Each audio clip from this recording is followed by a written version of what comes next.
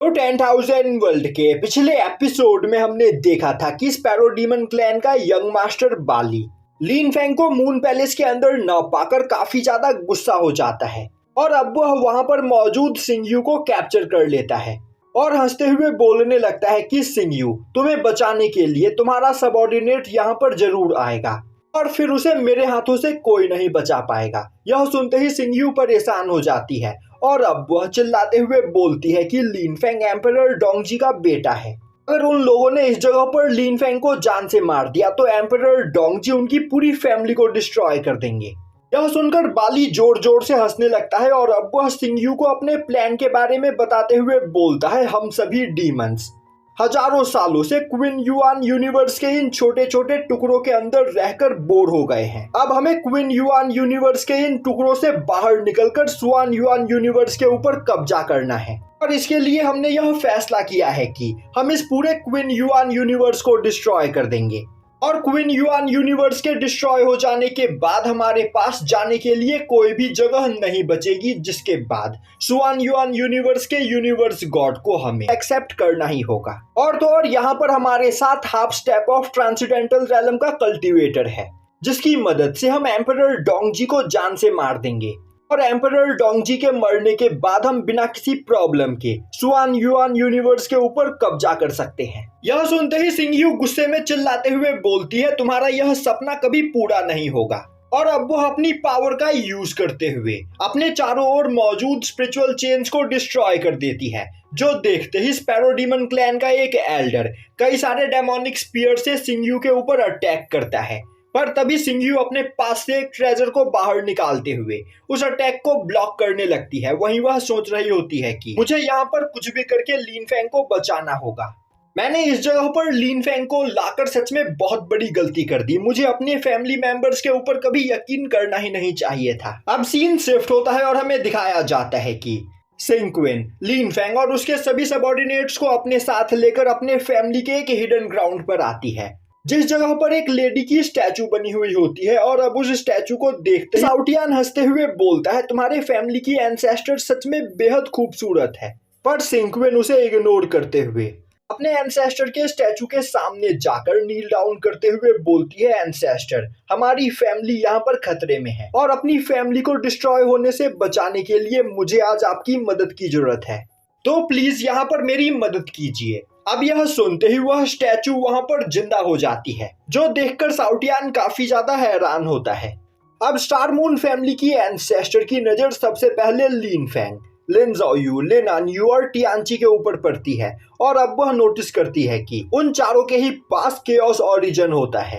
और तभी उसकी नजर साउटियान के ऊपर पड़ती है और अब वह देखती है कि साउटियान की बॉडी के अंदर भी केओस फ्रैगमेंट्स होते हैं, जो देखकर वह हैरान हो जाती है और सोचने लगती है, जरूर यह सभी लोग किसी एंशिएंट गॉड फैमिली से बिलोंग करते हैं।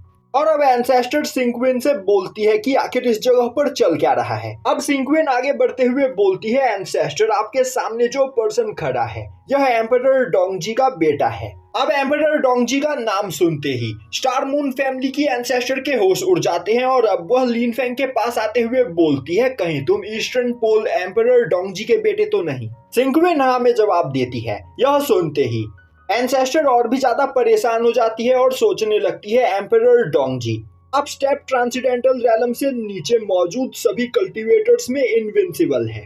आज तक हाफ स्टेप ट्रांसेंडेंटल रैलम से नीचे का कोई भी कल्टीवेटर एम्परर डोंगजी को फाइट में नहीं हरा पाया है।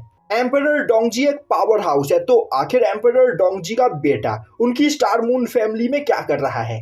अगर मैंने इस सिचुएशन को ठीक से नहीं संभाला तो हमारी पूरी फैमिली डिस्ट्रॉय हो सकती है। तभी सिंक्विन आगे बढ़ते हुए बोलती है, एंसेस्टर, मेरी नॉलेज के हिसाब से एम्परर डोंगजी अब half step of transcendental realm पर पहुंच चुके हैं। आज से 10 साल पहले एम्परर डोंगजी एम्परर लॉर्ड के साथ एक केओस रैलम के अंदर फाइट करने के लिए गए थे और तब से लेकर आज तक एम्परर डोंगजी उस केओस रैलम के अंदर कल्टीवेशन कर रहे हैं और उस केओस रेलम के अंदर कल्टीवेशन करने की वजह से वह इन 10 सालों में हाफ स्टेप ऑफ ट्रांसेंडेंटल रेलम पर पहुंच चुके हैं। यह सुनकर मूनस्टार फैमिली की एंसेस्टर और भी ज्यादा हैरान हो जाती है, क्योंकि अपनी पिछली लाइफ में भी एम्परर डोंगजी इस कल्टीवेशन रेलम को अचीव नहीं कर पाए थे। और अब वह बोलती है, सिंक्विन मुझे तुम्हारी बात पर यकीन है, एम्परर डोंगजी एक जीनियस है, वह यहाँ पर कुछ भी कर सकते हैं। तभी सिंक्विन परेशान होते हुए आगे बढ़कर अपने एंसेस्टर को बताती है कि इस जगह पर स्पैरो डीमन फैमिली के लोग एम्परर डोंगजी के बेटे लिन फेंग को जान से मारना चाहते हैं और वह इस काम में उनकी स्टार मून फैमिली को भी इन्वॉल्व कर रहे हैं और इस वजह से उनकी फैमिली यहाँ पर एक क्रिटिकल सिचुएशन में फंस चुकी है। अगर हमने यहाँ पर जल्द ही कुछ नहीं किया तो हमारी पूरी फैमिली डिस्ट्रॉय हो सकती है। इसीलिए एंसेस्टर मैं आपके पास यहाँ पर मदद मांगने के लिए आई हूँ। अब यह सुनते ही एंसेस्टर लिन फेंग की ओर देखते हुए बोलती है, इंपीरियल प्रिंस क्या आपके पास स्पैरो डीमन फैमिली से निपटने का कोई प्लान है? लिन फेंग बोलता है, एंसेस्टर मेरे पास एक प्लान मौजूद है, पर इस प्लान को पूरा करने के लिए मुझे आपकी मदद चाहिए। एंसेस्टर बोलती है, इंपीरियल प्रिंस मैं यहाँ पर आपकी कोई भी मदद करने के लिए तैयार हूँ। जो सुनते ही लिन फेंग खुश होते हुए आगे बढ़कर बोलता है, एंसेस्टर मैंने सुना है कि आपके इस क्विन युआन यूनिवर्स के फ्रेगमेंट के अंदर एंशिएंट केओस ओरिजिन मौजूद है, पर उसे किसी सीक्रेट रेलम के अंदर छिपा कर रखा गया है, जिस सीक्रेट रेलम की लोकेशन के बारे में यहाँ पर किसी को भी नहीं पता। पर आप एक एंशिएंट एम्परर हो, आपको उस सीक्रेट रेलम की लोकेशन के बारे में जरूर पता होगा, तो मैं चाहता हूं कि आप मुझे उस सीक्रेट रेलम तक लेकर चले। एंसेस्टर बोलती है, मुझे उस जगह की लोकेशन के बारे में पता है, पर मैं तुम्हें बताना चाहती हूं कि वह जगह बहुत ही ज्यादा खतरनाक है। और तो और उसी सीक्रेट रेलम के अंदर जाने की कोशिश करते हुए मेरी कल्टीवेशन इंजर्ड हुई थी। पहले मैं इमॉर्टल एम्परर रेलम के 6th लेवल पर हुआ करती थी, पर उस इंजरी के बाद अब मैं कुआसी एम्परर रेलम के 1st लेवल पर आकर अटकी हुई हूँ। यह सुनते ही साउटियान परेशान हो जाता है और अब वह बोलता है, क्या वह जगह सच में इतनी ज्यादा खतरनाक है? एंसेस्टर उसे बताती है कि वह जगह बहुत ही ज्यादा खतरनाक है और तो और उस सीक्रेट रेलम को कई सारे पावरफुल स्पिरिचुअल बीस्ट गार्ड कर रहे हैं, जिन सभी स्पिरिचुअल बीस्ट की कल्टीवेशन कुआसी एम्परर रेलम से लेकर इमॉर्टल एम्परर रेलम के 2nd लेवल तक है।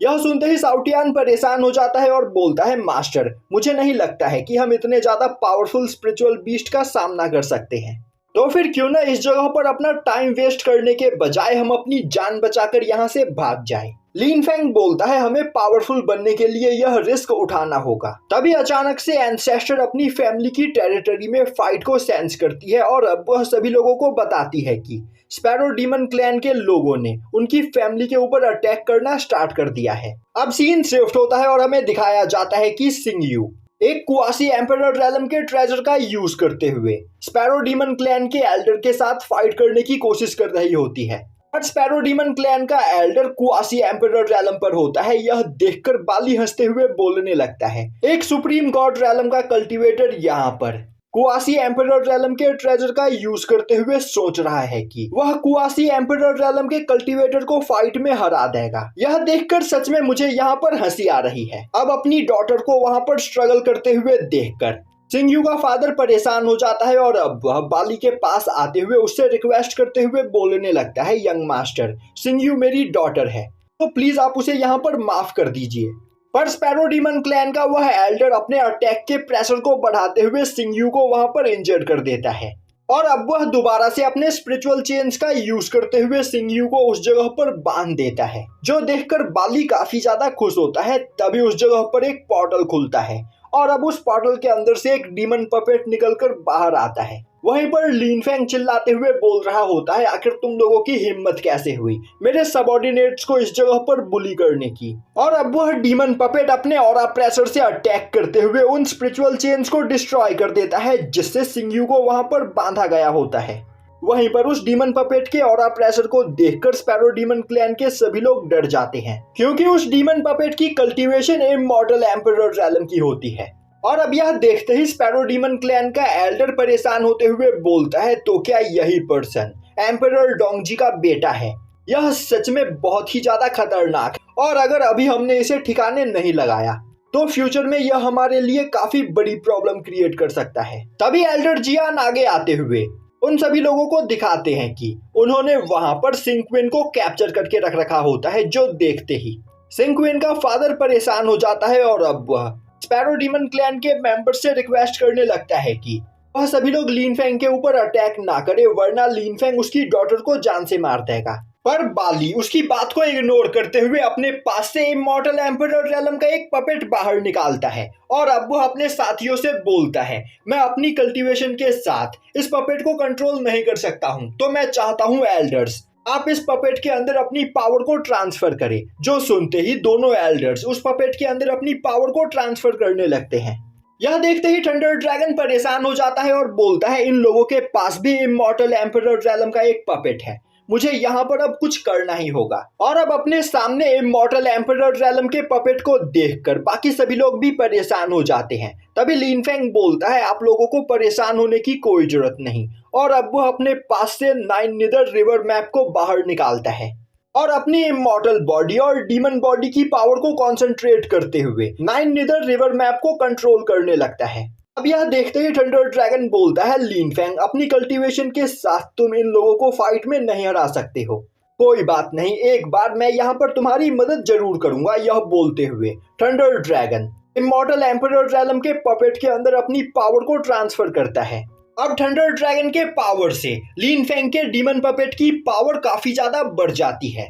जो देखते ही बाली गुस्से में अपने डेमोनिक चेन का यूज करते हुए लिन फेंग को कैप्चर करने की कोशिश करता है, पर तभी लिन फेंग का डीमन पपेट अपने डेमोनिक चेन का यूज करते हुए बाली के अटैक को डिस्ट्रॉय कर देता है और अब वह बाली के द्वारा समन किए गए पपेट को अपने स्पिरिचुअल चेन से कैप्चर कर लेता है। इस मौके का फायदा उठाते हुए लिन फेंग बाली के इमॉर्टल रेलम पपेट को अपने 9 निदर रिवर मैप के अंदर एब्जॉर्ब कर लेता है।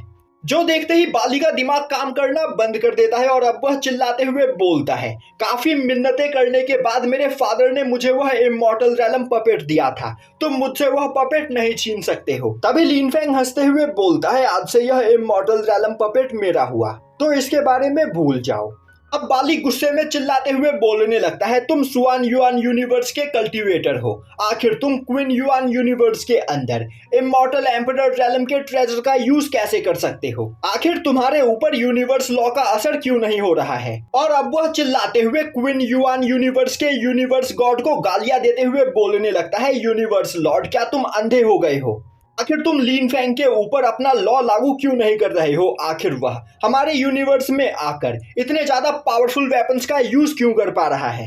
आखिर तुम इसे पनिश क्यों नहीं करते? तभी स्पैरो डीमन क्लैन का एल्डर कुछ सेंस करता है और अब वह चिल्लाते हुए बोलता है, लिन फेंग उस इमॉर्टल लेवल पपेट को कंट्रोल करने के लिए अपनी पावर का यूज नहीं कर रहा है।